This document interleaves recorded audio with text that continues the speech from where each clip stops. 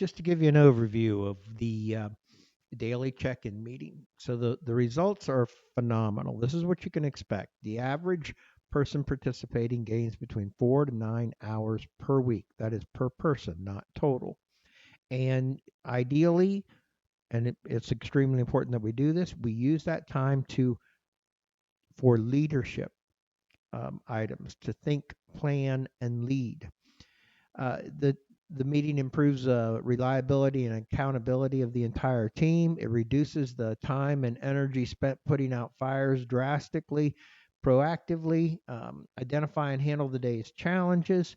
We're going to get ahead of them instead of putting out the fires after they've come up. It dramatically reduces the number of ad hoc meeting interruptions. In other words, somebody knocks on your door or comes in your cubicle or whatever it may be and says, "Hey, I've got a question about this." They stop doing that because now they have a actual place meeting for those types of things.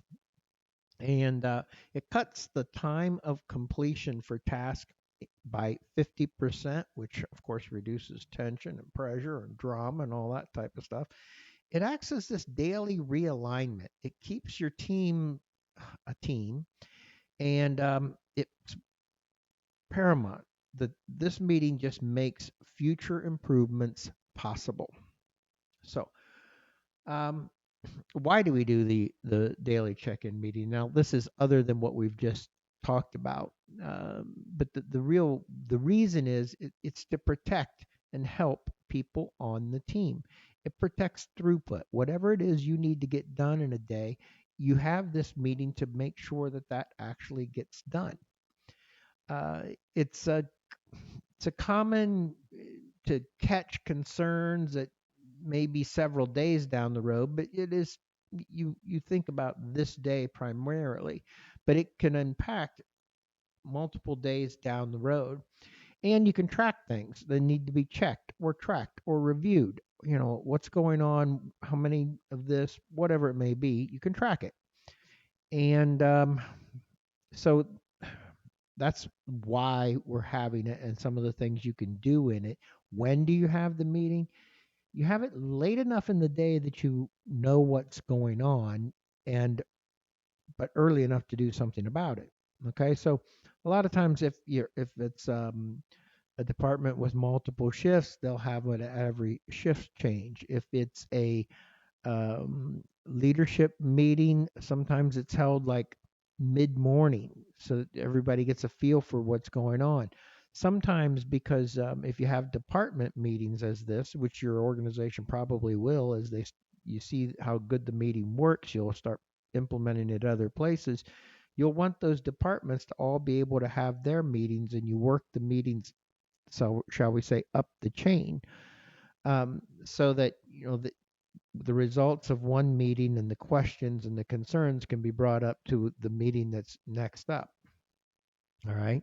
Now, there's one more thing, or a couple more things about this meeting, is there's a place and the questions are built in, and there is a system built in for people to recognize uh, their teammates, and it can be for anything. At least that's my opinion. That's the way it ought to be set up. You can choose that for your own company, but it it's just giving people an attaboy, so to speak.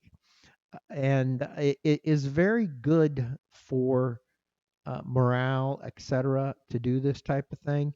And you can decide to award points for them, which would you can then give rewards for points and things along those lines. It's not necessary that you do the points. It's just wonderful to have the time to make the recognitions. And then there's also what I call first suggestions. First is 1ST, that stands for one small thing.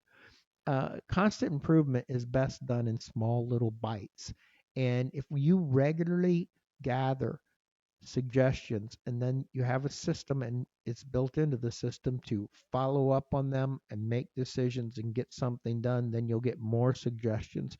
And the reason we like the small suggestions, if they can get done in a timely manner, is if it's a mistake, it's an easy thing to undo, and it doesn't sound off everybody's change alarms in their heads. It's just a minor thing here and there, done with great regularity, makes a huge difference. So that's the overview of the meeting. And how it's going to be run is it should take between 8 and 12 minutes most of the time. There's a checklist. You just go down the checklist and ask the questions. You create the questions. You change the questions over time. But the checklist is designed so that no, if the question is answered no, you don't have to do anything about it.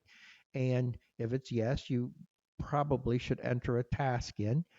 You do not solve the problem at the meeting. You just assign who is going to solve it, and you name it, and you give it a deadline or a due date, I should say, and go on. And that's why the meeting's allowed to go quickly. All right. And so it's simply reading off of a checklist. It'll go so fast, you'll cover everything. And if you're not sure how important checklists are, read the book Checklist Manifesto. Okay, so that's an overview of the daily check in meeting.